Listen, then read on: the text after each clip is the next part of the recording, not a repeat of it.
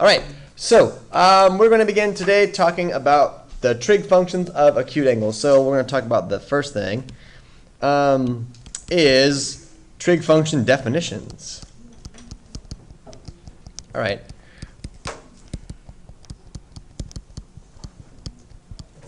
What are the trig function definitions? Go ahead, throw them out. What do you guys know?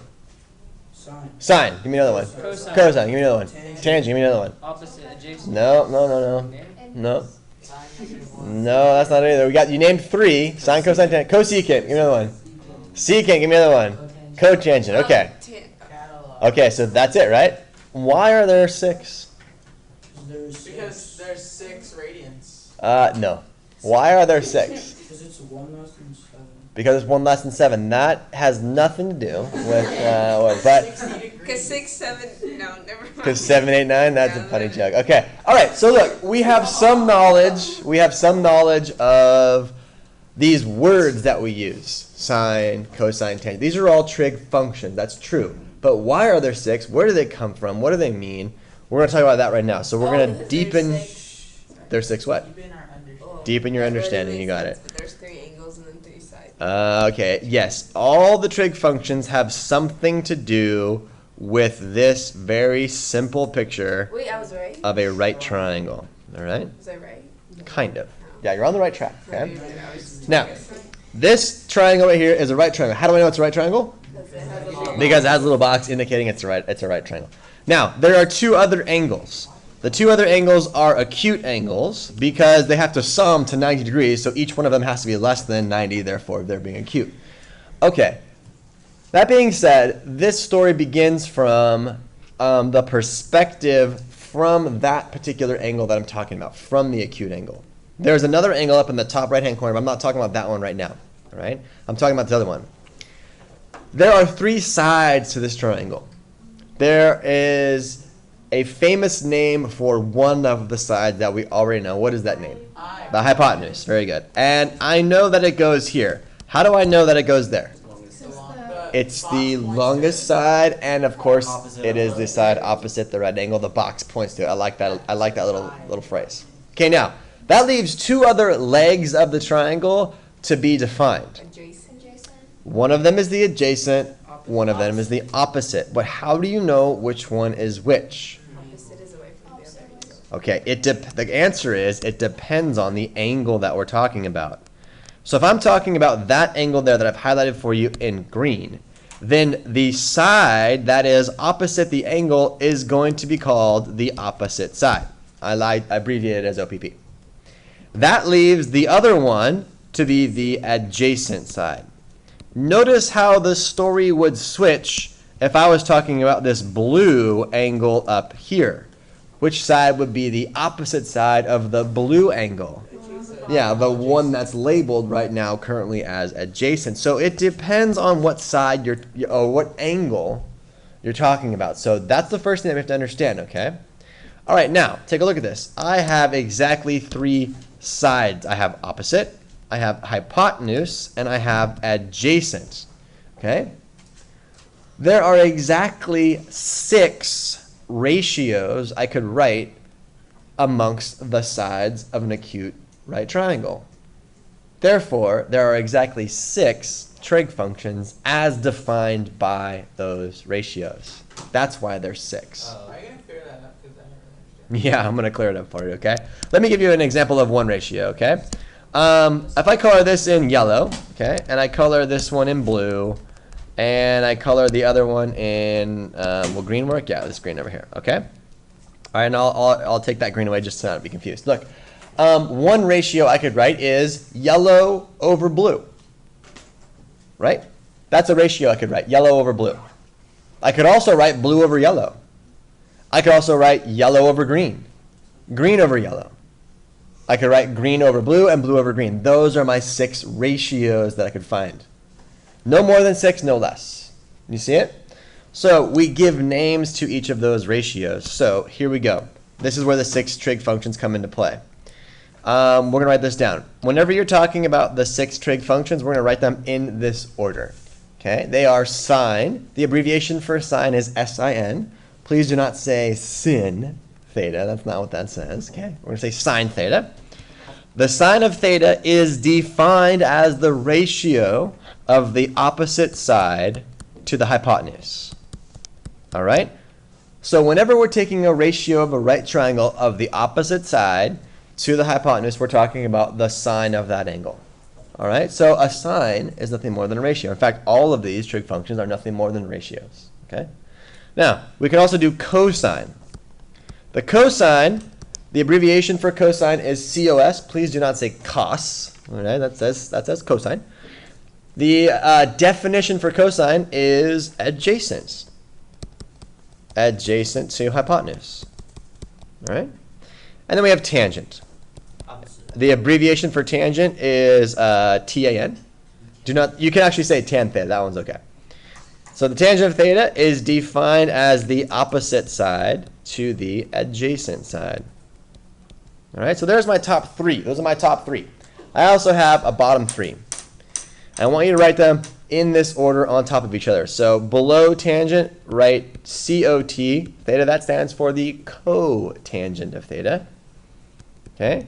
The cotangent of theta is defined as the adjacent over the opposite. So which one is it the reciprocal of? Oh. That's the reciprocal of tangent. That's why I want you to write them one under each other. The reciprocal for cosine is the secant.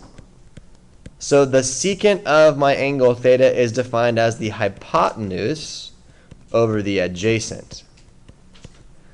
And the last and final trig function is called the cosecant. The abbreviation for cosecant is CSC. Please do not say cosecant. Okay, so cosecant of theta is defined as the hypotenuse, the ratio of the hypotenuse to the opposite side. So these right here are our 6 trig functions that we have to have down. Yes, everybody has heard of this way to remember it, this thing called SOHCAHTOA, which is like this. I was never a big fan of SOHCAHTOA because I could never remember how to spell it, but that's just me. C-A-H, and then a T, and then O, and then A. Can you guys all see that, my highlighter there? Okay, SOHCAHTOA, so it stands for this. So sine is the opposite to the hypotenuse. Cosine is the adjacent to the hypotenuse. And then tangent is the opposite to the adjacent. So it gives you kind of the first letter of each one to help you remember it. Okay? Okay, from geometry class, the second box has to do with these things, with 2 very famous triangles. And what are they that you already know? Go ahead, tell me. Yeah, 45 degrees, and a 90. This is a very famous triangle. And then what's the other one? 30, 60. A 30, a 60, and then a 90. All right? So today we're going to bridge the connection between these 2 famous triangles and exact values for trig functions. All right? So I'm going to draw both of these for you. Let's draw this one. Here's a 45, 45, 90. That means this angle is 45. That means the other angle is 45. And that way we have a 90-degree angle. Okay, who remembers from geometry the relationship amongst the sides of a 45, 45, 90 right triangle? It's like X rad. Yeah, okay. If this side is X, what's the other side? And what does that make the hypotenuse? X rad 2. All right, good. We should all know that. Okay, if we don't, that's all right. Now we have a review of it. Okay, now watch this.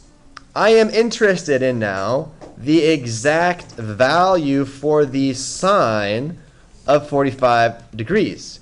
Well, I know from box 1, the definition for the sine of 45 degrees is what to what? What's the definition? Opposite to the hypotenuse, okay? Which angle am I talking about here? Well, actually, it doesn't matter in this case because they're both 45. So if I'm talking about that one, then I want the ratio of x to x rad 2. So watch this out. Check this out. It would be x divided by x radical 2. If I simplify this fraction, I get 1 over radical 2. But of course, I cannot leave it like that because I have a radical on the bottom. So if I rationalize the denominator by multiplying top and bottom by radical 2 over radical 2, I get root 2 over 2. So ladies and gentlemen, we have just now made the connection that the exact value for the sine of 45 degrees from today all the way on in your math career will always be root 2 over 2. You see where it comes from now?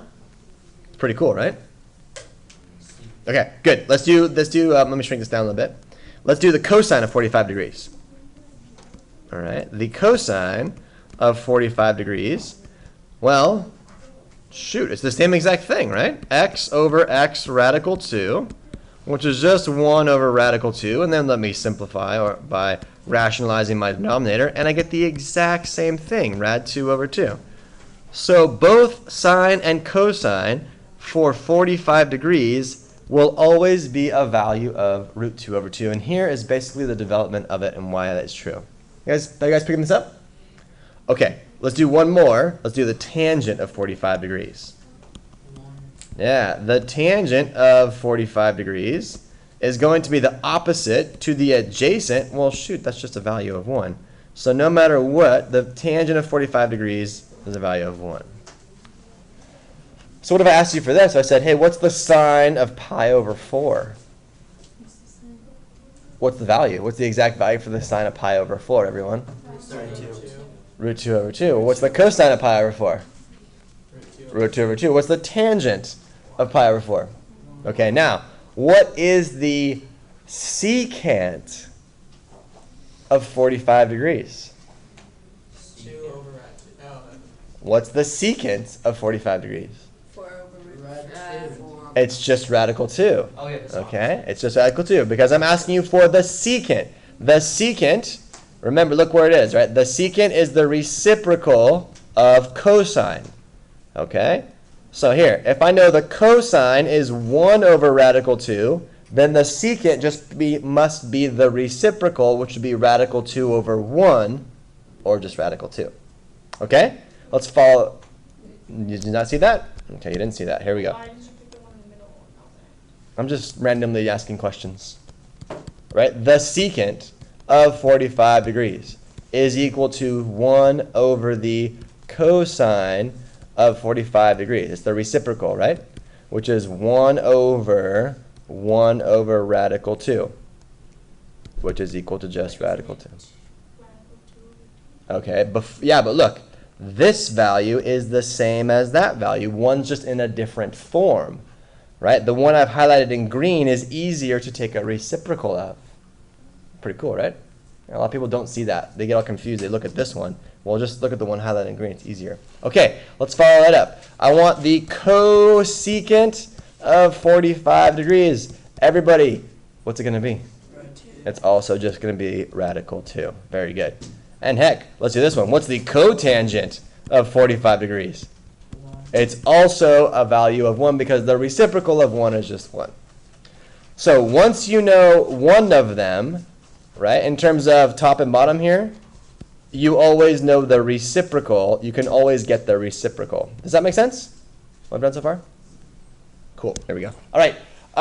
Who remembers the relationship of all the sides of a 30, 60, 90 triangle? What are they? I think Yeah. the hypotenuse is X X rad 3. X rad. No, the hypotenuse. Nick, what is it, buddy? No. Never mind. The hypotenuse is 2x. Then Okay. that's X root 3, and then that's X. This is x, and this is x root 3. Yes, very good. Okay, awesome. 30, 60, 90. So we can say a lot now about this. So let's figure out this out. Let's go. What would be the sine of 30 degrees? Well, let's develop it. The sine is the definition of opposite to hypotenuse. So it would be x divided by 2x, right? Well, that simplifies to a half. So now we all know that the sine of 30 degrees will always be 1/2. Okay? What about the cosine of 30 degrees?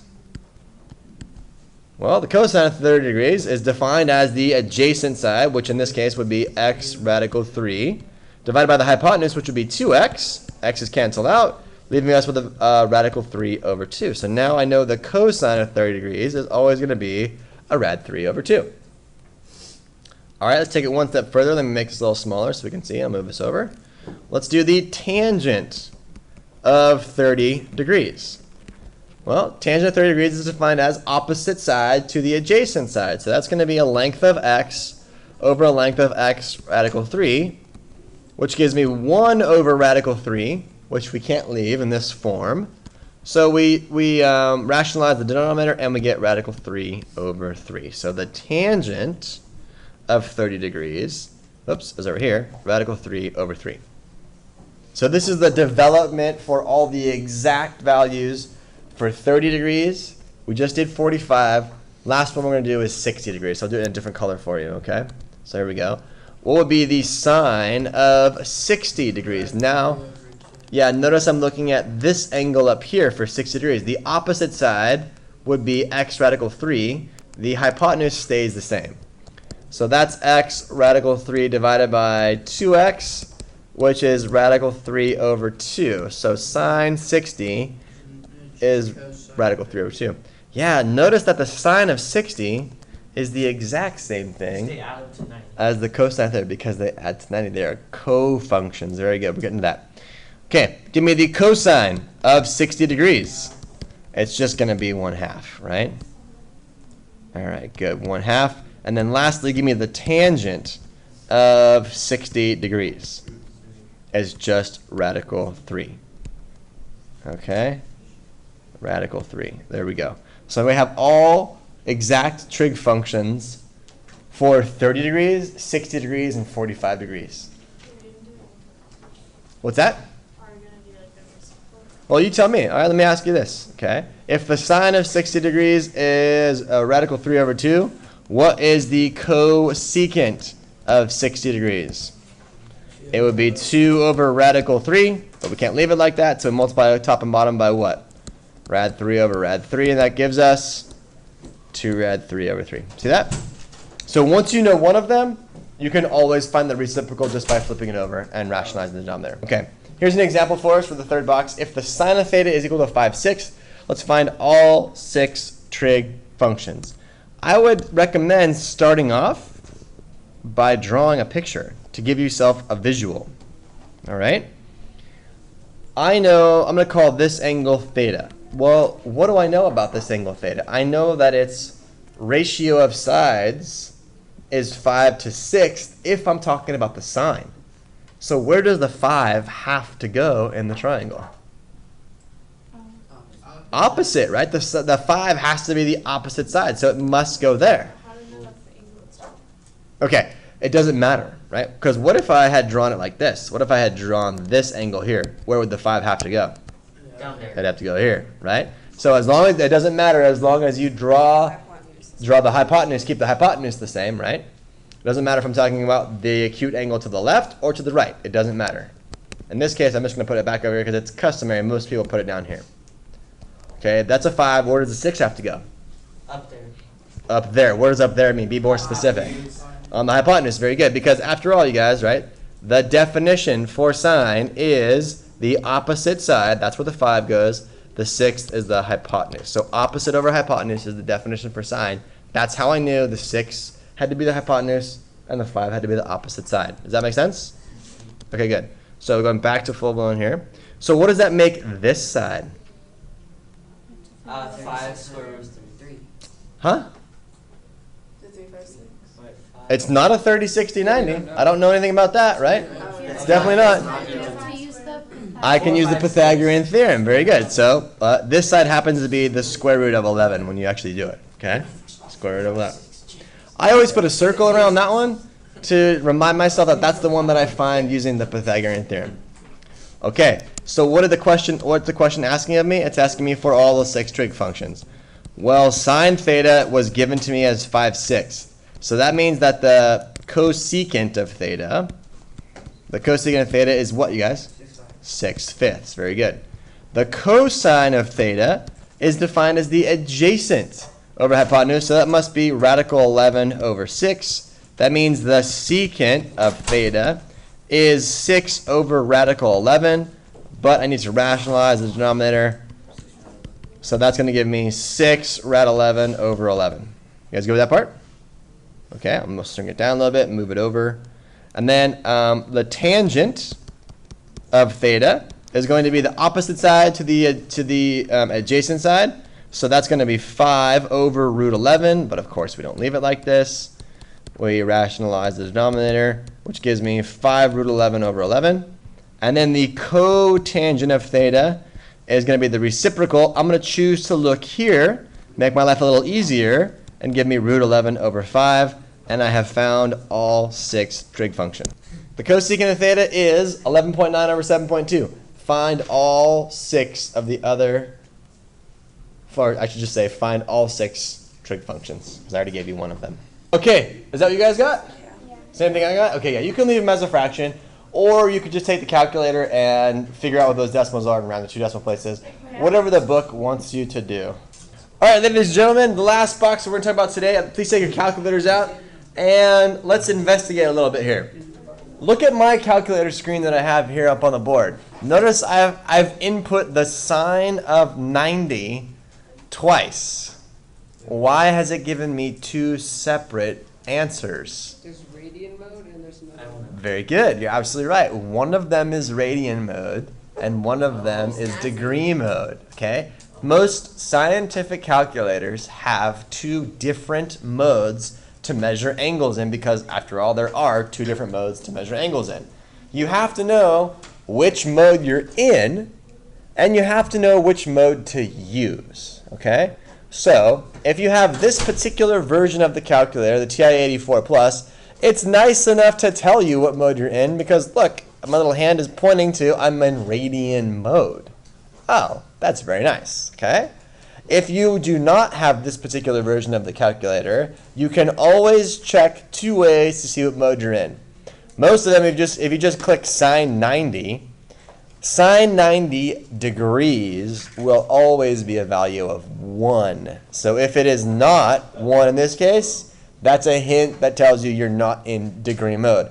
The calculator just found the sine of 90 radians. So the ratio for the sine of 90 radians is this fraction here, all right?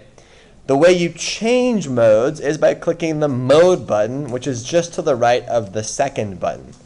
You'll see down about the 3rd line or so, you can choose between radian and degree.